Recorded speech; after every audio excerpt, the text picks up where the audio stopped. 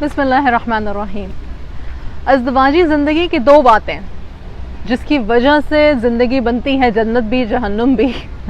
ایک ہے محبت جو ہر وقت رہتی نہیں، آتی جاتی رہتی ہے کیونکہ یہ ایک جذبہ ہے، اور ایک ہے رحم جو اللہ سبحانہ و تعالی کی یاد دلاتا رہتا ہے، جو رب سے مانگیں تو ملتا جاتا ہے اور ہماری زندگیوں کو بہتر کرتا ہے۔ صلہ رحمی سے ہم بخوبی واقف ہیں، تو اپنے زوج کے ساتھ، اپنے لائف پارٹنر کے ساتھ رحم کرتے ہوئے رہنا ان پہ احسان نہیں ہے بلکہ اپنی ذات پہ احسان ہے۔ وہ کیسے کہ رب تعالیٰ کو پسند ہے رحم کرنا۔ اللہ سبحانہ و تعالیٰ نے قرآن کریم میں 266 ٹائمز الرحمن اور الرحیم کے ناموں سے اپنے آپ کو منسوب کیا ہے، جبکہ الودود یعنی محبت کرنے والا اسے 29 ٹائمز اس کو مختلف طریقے سے استعمال کیا ہے۔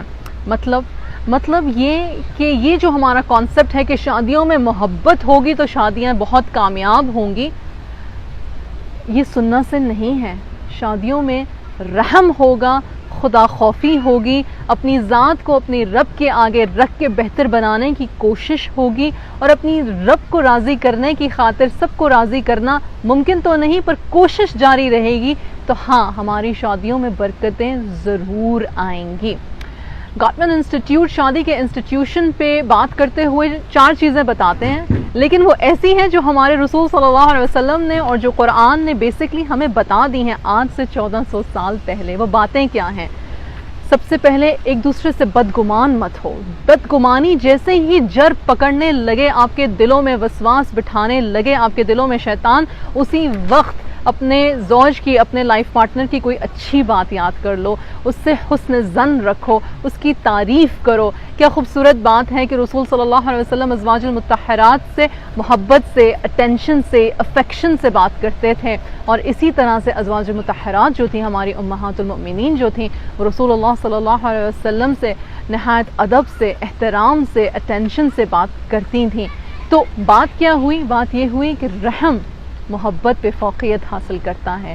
دوسری چیز، ایک دوسرے کو تانے بازی مت کی جائے، یہ گاٹمن انسٹیٹیوٹ کہتا ہے، یعنی کہ طنز کرنا، کسی کی کمی کو، خامی کو بار بار اس کو دہرانا، اس کو یاد دلانا، اس کو قصوروار ٹھہراتے رہنا، اس سے انسان جو ہے وہ دل شکستہ ہو جاتا ہے، بدگمان ہو جاتا ہے۔ یہ بدگمانی کو فوقیت دینے والی کوئی بات ہو گئی، بلکہ اس طرح سے بات کی جائے کہ میں یہ سمجھتی تھی، یا میرے ذہن میں اس طرح کی بات تھی، یا میں نے اس طرح کا اندازہ لگایا۔ جب آپ میں کر کے بات شروع کرتے ہیں بجائے تمہاری غلطی سے بات شروع کرنے کے، تو انسان کو یوں محسوس نہیں ہوتا سننے والے کو کہ جیسے اس پہ کوئی پرسنل اٹیک ہو رہا ہے۔ تیسری چیز ہے ڈیفینسونیس، یعنی کہ کوئی غلطی ہوئی ہے یا نہیں ہوئی ہے، یا بچوں کی تربیت میں کوئی کمی بیشی ہو گئی ہے، یا کوئی ایسا مسئلہ ہوا جس میں کہ ہم یہ کہیں تمہیں یہ پتہ ہونا چاہیے تھا، تمہیں کیوں نہیں پتہ تھا۔ ایسے میں کہنا کہ میری غلطی نہیں، میرا قصور نہیں، پرابلم کو سالو نہیں کرے گا۔ آپ کے پارٹنر کو اس وقت ضرورت ہے کہ اسے سمجھا جائے، یا اس کو کم سے کم یہ تسکین دی جائے کہ میں تمہاری بات سن رہی ہوں، میں تمہاری بات سمجھ رہا ہوں، کچھ مجھ سے کوتاہی اگر ہوئی ہے تو معذرت، میں اس کا دھیان آئندہ رکھوں گی یا رکھوں گا۔ اور چوتھی چیز جو کہ حضور صلی اللہ علیہ وسلم نے کئی بار ہم سے کہی، غصہ مت کرو۔ غصے میں، جلد بازی میں کوئی فیصلہ مت لو۔ غصہ آیا ہے تو وضو کرو، غصہ آیا ہے تو نماز پڑھو، غصہ آیا ہے تو خاموشی اختیار کرو، ایک دوسرے کو موقع دو ٹھنڈا ہو کے بات سوچنے کا، اور پھر دوبارہ بات کرو۔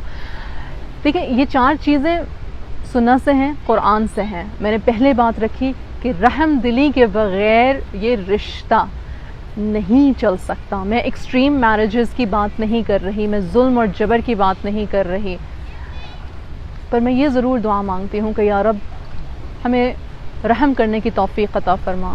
یا ارحم الراحمین، ہمارے دلوں کو رحم سے بھر دے، ہمارے دلوں کو نور سے بھر دے، آپ کے حب کے نور سے بھر دے، اور اپنے نفس کے حب سے زیادہ ہمیں آپ کی رضا چاہیے ہو، آپ کی رضا کے لیے ہم بیسیکلی اپنی زندگیاں گزاریں۔ تو ہاں، ایسے میں شادیاں ضرور کامیاب ہوں گی، گھروں میں برکتیں ہوں گی انشاءاللہ، اور بہت سارے ہمارے چھوٹے چھوٹے مسئلے جو ہماری انا کے ہیں، جو ہماری بدگمانیوں کے ہیں، وہ بھی شاید حل ہونا شروع ہو جائیں گے۔ انسان ہیں، خطا کے پتلے ہیں، انا سے اندھے ہو جاتے ہیں، پر جب یاد آ جائے کہ گھر ہمارا ابدی جو ہے وہ قبر ہے اور پھر لوٹ کے رب کے پاس جانا ہے. تو ایسے میں محبت سے زیادہ رحم ہماری ازدواجی زندگی کو خوبصورت بناتا ہے. پھر ملیں گے. السلام علیکم ورحمۃ اللہ وبرکاتہ.